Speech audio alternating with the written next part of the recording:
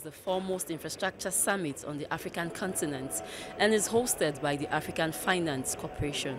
The summit aims to facilitate more capital towards addressing pressing infrastructure needs in Africa.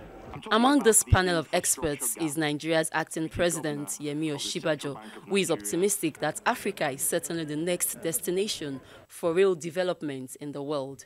Africa is really about its people, it's about its talents, it's about the creative energy that we see every day. It's not about currency, it's not about anything else. And I think that the people will make it happen. Every day we see innovation, every day we see creativity.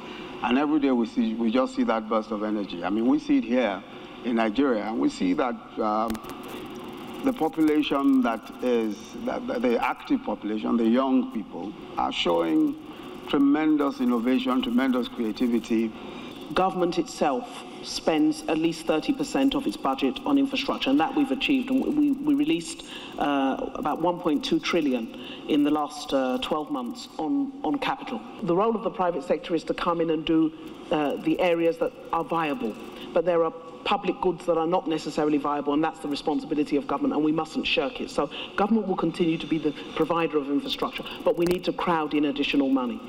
But Osinbajo charges the organizers to begin looking for new ways of engaging with governments, as they cannot finance all the infrastructure needs of their countries without private sector support.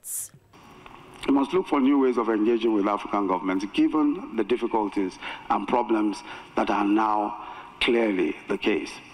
Unless corporations like the AFC recognize what is important to do in these times, the next 10 years will indeed be very, very difficult years for our own economies, for African economies indeed. The Africa Finance Corporation is an international organization with headquarters in Nigeria, which funds and develops large-scale infrastructure projects across the continent.